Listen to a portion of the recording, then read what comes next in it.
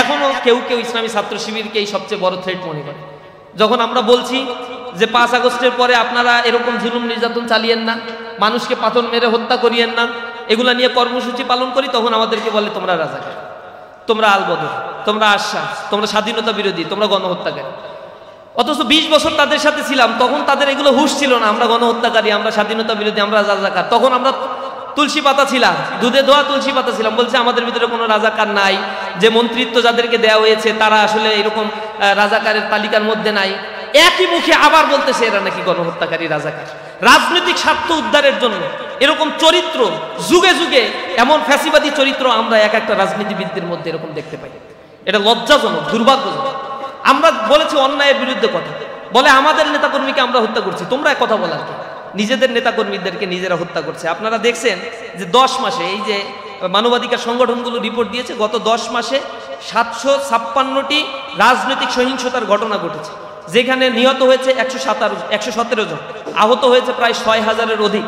আর এই সহিংসতার ঘটনাগুলো আজকে রিপোর্টগুলো দেখবেন, প্রথম আলো, এরপরে আমার দেশ পত্রিকা, নয়া দিগন্ত পত্রিকা থেকে শুরু করে সব মেইন স্ট্রিম পত্রিকা রিপোর্ট করেছে যে হত্যাকাণ্ডের ঘটনা বিগত 10 মাসে ঘটেছে, 117 জন হত্যাকাণ্ডের ঘটনা, তার প্রায় 60 থেকে 70% হচ্ছে আন্তঃকোন্দলের সংগঠিত ঘটনা।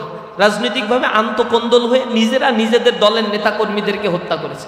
পার্টিকুলার একটা রাজনৈতিক দল 209 জনকে ইতিমধ্যেই আন্তঃকোন্দলে হত্যা ঘটনাগুলো সংগঠিত করেছে।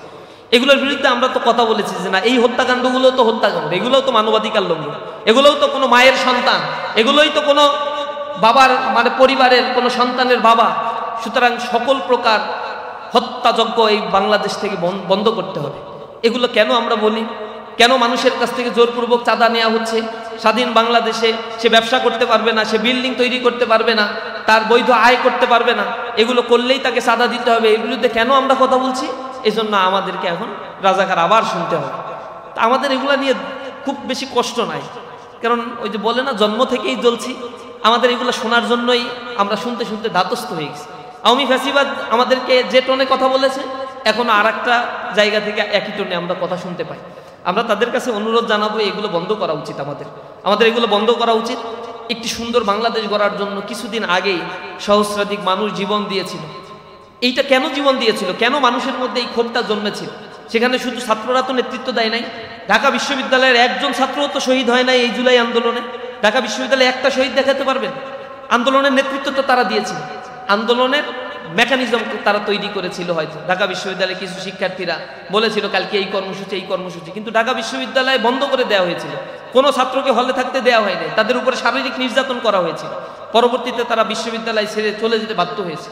এবং বাংলাদেশে খুঁজে সব বিশ্ববিদ্যালয়ে এই জুলাই আন্দোলনে কয়জন শহীদ হয়েছে খুঁজে হয়তো 5-7 জনের বেশি আপনারা পাবেন না। যা দেখবেন 250 ছাত্র শহীদ হয়েছে, সে 250 ছাত্র শহীদের মধ্যে স্কুল ছাত্র রয়েছে একটা বড় অংশ, একটা বড় অংশ রয়েছে পলিটেকনিকের ছাত্র, একটা বড় অংশ রয়েছে প্রাইভেট ইউনিভার্সিটির শিক্ষার্থী। পাবলিক ইউনিভার্সিটি এটা সূত্রপাত হলেও এর বিক্ষুব্ধতা, এর বিস্তৃতিটা, এই দাবানলটা ছড়িয়ে পড়েছিল সর্বব্যাপী। এবং সেই জায়গায় অংশগ্রহণ করেছিল খেটে খাওয়া মানুষ, দিন মজুর, কুলি মজুর, অথবা রিক্সাওয়ালা, ছোট ব্যবসায়ী, ইভেন সরকারি চাকরিজীবী, যাদের মনস্তত্ত্বে একটা পরিবর্তন ঘটেছে। এই মানুষগুলো রাস্তায় দাঁড়িয়ে প্রতিবাদ করেছে, যার ফলশ্রুতিতে নির্বিচারে তাদেরকে হত্যা করা হয়েছে।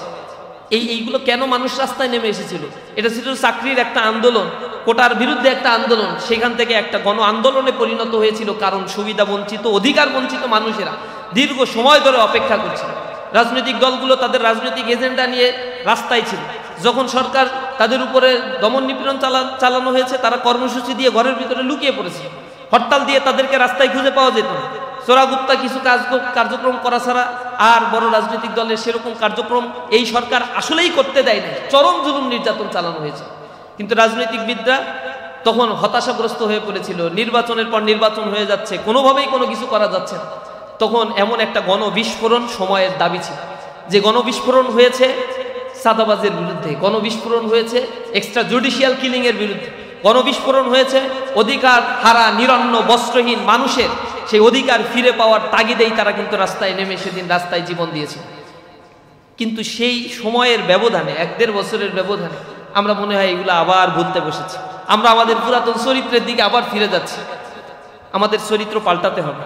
আমাদের এই মানবাধিকার দিবসে আমরা এতটুকুই ঘোষণা করতে চাই যে জুলুম নির্যাতন আমাদের উপরে হয়েছে। ইসলামী ছাত্র শিবির আওয়ামী লীগ নিজেরাও বলতো যে আমরা যদি পাল্টে যাই একদিনেই কয়েক লক্ষ মানুষ মারা যায়। এটা তারাও বিশ্বাস করতো, কারণ তারা এত জুলুম নির্যাতন করছে যে মানুষ তাদেরকে আসলে বাঁচায় রাখে। কিন্তু এরকম কোনো ঘটনা বাংলাদেশে ঘটে নাই। আমরা চরম সহিষ্ণুতার পরিচয় দিয়েছি। আমাদের উপরে যে পুলিশ নির্যাতন করছে, সেদিন পুলিশের সাথে দেখা হয়েছে, সালাম দিয়ে আমি বলছি মনে আছে রিমান্ডে, তখন বলছে ভাই আমার কিছু করার নাই, হ্যান তেন অনেক কিছু বলছে। তখন আমি বলছি যে না সমস্যা নেই, আমরা কাউকে কিছু বলবো না, তবে যে টাকাটা নিয়েছিলেন এটা কি মনে আছে? বলছে মনে আছে ভাই, টাকাটা দিয়ে দিচ্ছে। ওইটাও দেয়া লাগবে, তবে তওবা তিল্লা করে নিয়েন আল্লাহর কাছে। হারাম খাচ্ছেন, এই হারাম খাওয়াটা বন্ধ করেন। এই জিনিসটা তারা এগুলো করছে, আমরা প্রতিহিংসা দেখাই না। আমরা মনে করছি যারা হচ্ছে নির্যাতনের শিকার হয়েছে, ভিকটিম, তার নিজ জায়গা থেকে যদি মামলা করে আমরা তাতে অ্যাসোসিয়েশন করছি, সহযোগিতা করছি। আমরা মনে করি যে এখন যদি আবার সেই মামলা বাণিজ্য দিয়ে মানুষের ভেতরে আবার সেই ভীতিকর অবস্থা তৈরি করা হয়, যারা অন্যায় করেনি তাদের উপরে অন্যায় চাপিয়ে দেওয়া হয়, তাহলে সেটা কাঙ্ক্ষিত হবে না। আমরা দেখেছি যে মামলা বাণিজ্য চলছে, কিন্তু লিগাল যারা দোষী, যারা গণহত্যায় নেতৃত্ব দিয়েছিল, তাদের বিচারের কাঠগড়ায় দাঁড় করানোর জন্য যাদের উপরে দায়িত্ব ছিল ইন্টারিম গভর্নমেন্টের, তারা সেই ফাংশনটা করতে পারে না। যার ফলশ্রুতিতে সচিবালয়ে আবার কু হওয়ার ঘটনা ঘটছে, সেখানে আনসাররা বিদ্রোহ করে বসছে, নানা ধরনের আন্দোলন দানা বেঁধে উঠছে। পতিত ফ্যাসিবাদ কিছুদিন আগে পতিত হওয়ার পরে আবার সেই অগ্নিসন্ত্রাস করছে, গোপনে হত্যাকাণ্ডের ঘটনাগুলো ঘটাচ্ছে, মানুষকে আবার অস্থিতিশীল করে রাখছে। সুতরাং সরকারের কোনোভাবেই এই দায় সে এড়াতে পারে না। জুলাই আন্দোলনের পরে 3 জন ছাত্র উপদেষ্টা ছাত্রদের কোটায়, এখানে ছাত্র উপদেষ্টা হিসেবে সেখানে ছাত্রদের ভয়েস হয়ে মন্ত্রী পরিষদে গিয়েছিল, উপদেষ্টা পরিষদে গিয়েছিল। তাদের দায়িত্বটা ছিল, বেসিক দায়িত্ব ছিল যারা জুলাইয়ে গণহত্যা সংগঠিত করেছে তাদের বিচারটা নিশ্চিত করা, আহত পঙ্গুত্ব বরণকারী তাদের সেবা বা চিকিৎসার ব্যবস্থাগুলো করা। এই কাজগুলো তারা না করে রেফারেন্ডাম করা ছিল তাদের মৌলিক দায়িত্ব, সংস্কার করা ছিল তাদের মৌলিক দায়িত্ব। তারা সেখানে গিয়ে রুটিন একটা ওয়ার্ক করার মধ্য দিয়ে এবং নিজেদের রাজনৈতিক বন্দোবস্ত চূড়ান্ত করার জন্য রাজনীতি করার মানসিকতা, উচ্চাভিলাষিতা, তাদের দায়িত্ব থেকে তাদেরকে যোজন যোজন মাইল দূরে সরিয়ে রেখেছে। তারা ভুলে গেছে যে কোন রক্তের উপরে দাঁড়িয়ে, কোন যোগ্যতায় তারা ওইখানে গিয়েছে। তারা সেখানে গিয়েছে কোন যোগ্যতায়, নির্বাচন করছে না কি করছে? তাদের মতো এরকম জুলুম নির্যাতনের শিকার তো আরো অনেকেই হয়েছে, হাত হারিয়েছে, তার চাইতে কঠিন জুলুম নির্যাতনের শিকার হয়েছে। জুলাই আন্দোলনে তারও অনেকেই নেতৃত্ব দিয়েছে, তারা তার উপদেষ্টা হইতে পারে না। সুতরাং তারা উপদেষ্টা হয়ে আলিশান জীবনযাপনের জন্য যায় নাই, তাদের একটা ডিউটি ছিল নির্ধারিত একটা সময়ে। আমি মনে করি উপদেষ্টারা, ছাত্র উপদেষ্টারা বিশেষ করে সেই দায়িত্ব পালনে শতভাগ ব্যর্থতার পরিচয় দিয়েছে তারা।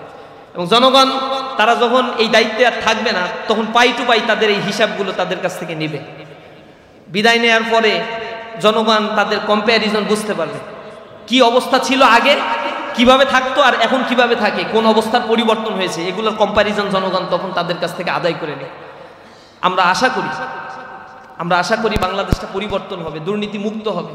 নিরন্ন বস্ত্রহীন মানুষের হাহাকারে এখনো আকাশ বাতাস প্রকম্পিত হচ্ছে। লক্ষ কোটি মানুষ এখনো দারিদ্র্য সীমার নিচে বসবাস করছে। এখনো পর্যন্ত ব্যবসার ফ্রি একটা এনভায়রনমেন্ট ক্রিয়েট করা সম্ভব হয় নাই। বাংলাদেশের মানুষের মৌলিক অধিকারগুলো এখনো পর্যন্ত সংরক্ষিত করা সম্ভব হয়নি। আইন শৃঙ্খলার বাহিনীর এখনো পর্যন্ত কোনো ধরনের পরিবর্তন লক্ষণীয় নয়। যে কোনো একটা রাজনৈতিক দলের তাবেদারি করার এখনো মানসিকতাগুলো আমরা আইন শৃঙ্খলা রক্ষাকারী বাহিনীর মধ্যে দেখতে পাচ্ছি। এই জায়গাগুলো পরিবর্তন হবে, মানবাধিকার প্রতিষ্ঠিত হোক, সমাজে মানুষের অধিকারগুলো প্রতিষ্ঠিত হোক, সে আশা আমরা রাখি। আজকে প্রোগ্রামে যারা উপস্থিত হয়েছেন তাদেরকে আন্তরিকভাবে ধন্যবাদ জানিয়ে আমার কথা শেষ করছি। আসসালামু আলাইকুম ওয়া রাহমাতুল্লাহি ওয়া বারাকাতুহু।